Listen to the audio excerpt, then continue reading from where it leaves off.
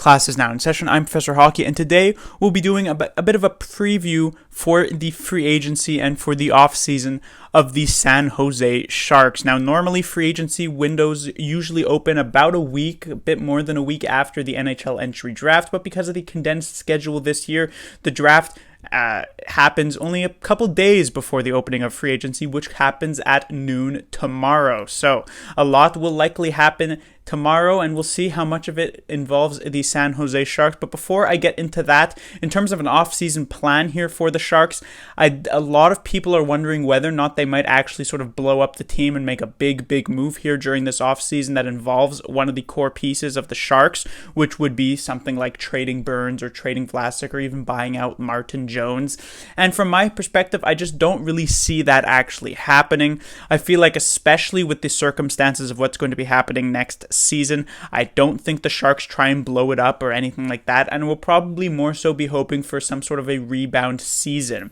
With the 10 months off, or it will eventually end up being 10 months by the start of next season, which will be expected to be at the very least January 1st. I'm sure Doug Wilson is sort of just hoping that this rest will help the team sort of fully mentally reset and get onto a fresh new page. For instance, Melker Carlson, apparently for the first time since he's become a San Jose Shark, is 100% healthy, so that will obviously be a huge boon for the San Jose Sharks come the start of the next season.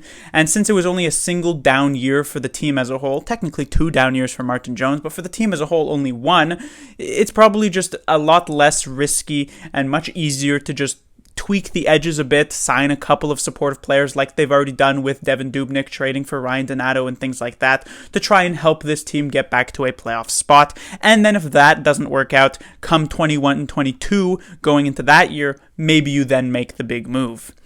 But now moving into what the salary cap situation is for the San Jose Sharks, the cap is remaining stagnant at $81.5 million. So a lot of teams having to face some sort of cap crunch this season. Already we've seen a lot of moves happen around the NHL that have been a direct result of this cap crunch. The Sharks have $72.9 million currently invested into 12 forwards, 6 defensemen, and 2 goaltenders, which is, the bare minimum amount of players that you need to actually run a team. So that leaves them with $8.6 million available currently. Now, of course, if the Sharks were to field this roster of these 12 players, 12 forwards, 6 defensemen, and 2 goaltenders, they'd probably end up about last in the league. But anyways, going through who they have signed at the moment, we have a first line of Kane, Couture, and Meyer. Then it would be Sorensen, Hurdle, and Bergman. Then Donato, Shellman, and True. And finally, Suomela, Gambrell, and Gregor. This, of course, as I said, not a very impressive forward unit, but the Sharks do have multiple free agents who they can go and sign. One restricted free agent in particular is, of course, Kevin Lebank, who after a very solid 18-19 season decided to sort of bet on himself by signing a 1-year, $1 million contract. Now, of course, what ended up happening was the worst possible case scenario for Lebank. Not only did he not take a step forward, but he instead took a step back this season.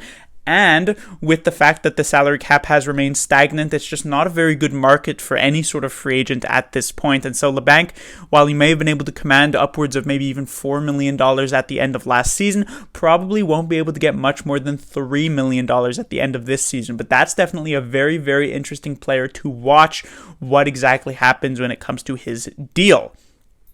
The next is an unrestricted free agent, Melker Carlson, coming off of a 4-year, $2 million a year contract.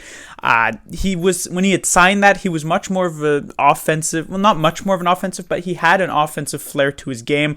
That has seemingly all but disappeared for him. Now he's basically just a fourth liner, chips in here and there, but is more so a penalty killing specialist, meaning the Sharks will not nearly have to pay him anywhere near the $2 million he was getting before. I suspect about $1 million if the Sharks are going to be able to re-sign him, but of course he could end up walking to a different team in free agency.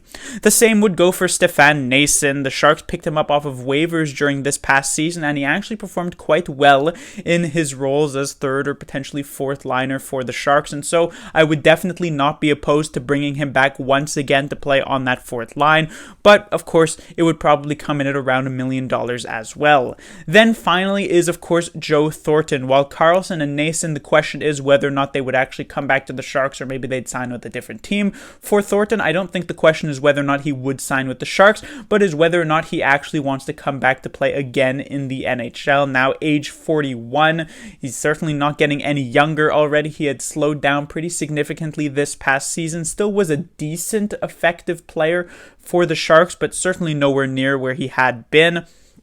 And so while I wouldn't be opposed to seeing Thornton come back, it is possible that he finally does take his retirement. And while it comes to Carlson and Nason, whose fate might be decided within the next couple of days, next 48 hours, let's just say, Joe Thornton is probably a player who's going to take, potentially a couple of weeks, if not more than that, to decide what his future holds here in the NHL. I'm sure the Sharks would take him back if they could. On the defensive side, there are a couple of options here in terms of unrestricted free agents for the Sharks. That would be, of course, Brendan Davidson and Dalton Prout, but neither of these players have any sort of real ties here to the Sharks organization. Davidson seemingly was just brought in near the end of last season to fill in a couple of holes to finish off the year. Prout was injured for the majority of the season, so he didn't even play that many games. While I do think the Sharks will probably want sort of a sixth defenseman to fill in the final group here, because obviously Shemek, Burns, Vlasic, Carlson, and Ferraro are the key top five. I don't know if Middleton is necessarily that sixth defenseman. He might just be more of a seventh defenseman. So like we saw the Tampa Bay Lightning, the Stanley Cup champion Tampa Bay Lightning do, the Sharks might pick up more of a veteran piece as a sixth defenseman, like a player like Zach Bogosian or Luke Shen, like the Lightning had. In terms of goaltender, it is of course Jones and Dubnyk. Now, if the Sharks are to sign these four forwards, let's say for the exact amount that I have written here, $6 million altogether, that would technically put the Sharks cap hit at $2.6 million remaining. However, that would also have 16 forwards, which is absolutely not necessary. The Sharks could probably run with about 14 forwards, meaning you'd be moving down a couple of guys making about $750K each, leaving the Sharks with about $4.1 million to work with to sign a player, and I think that player would end up being a forward. Now, they wouldn't be able to compete for some of the big forward names like Taylor Hall or Mike Hoffman, but maybe some of the more middle-of-the-pack, second to third line players they could go with. First up would be Anthony Duclear. Did not sign a qualifying offer with the Ottawa Senators. Apparently is looking for a substantial raise over what he was making this past season. So he might end up being a bit out of budget for the Sharks. I don't exactly know how much he might be thinking about, but a 40-point player would be pretty good here for the Sharks on the second line, maybe making around $4 million if possible. Next, Craig Smith from the Nashville Predators was making $4.5 million off of his previous contract. Probably not worth that much anymore. Only 31 points this past season. Is a right winger, so he would fit in quite well for the Sharks. Can play second line. Could potentially drop down to the third line if possible. And he could be a good signing for the Sharks, I would say. Next, Dominic Cahoon, similar to Duclair, did not get a qualifying offer from his team, which was Buffalo. Also was looking for a substantial raise. Has looked good in the three teams he has played with in his young NHL career, Chicago, Pittsburgh, and Buffalo. And so would be probably a solid pickup for the Sharks if they wanted him. And he can play right wing, which is, of course, the thinnest position that the Sharks have. And finally, Jesper Foste of the New York Rangers, probably a bit of a cheaper option than the other three players on this list. Didn't score too many points, but was having a bit of a career year there for the New York Rangers.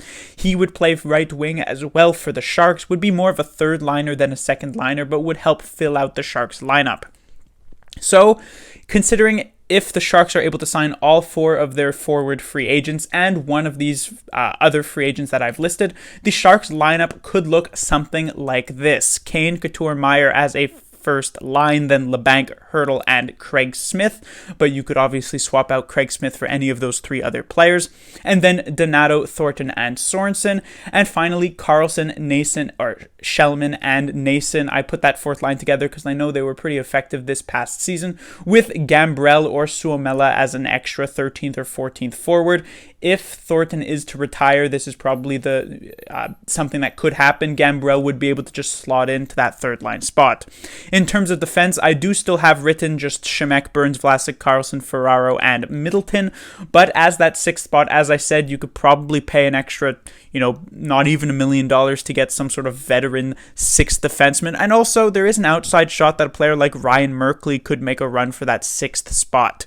And then finally, the goaltending of Jones and Dubnyk duo. So the Sharks, they have a bit of room to work with. These 4 players are not necessarily an exhaustive list of players who they could sign. There are a couple others. Nemesnikov was one I had considered from Colorado.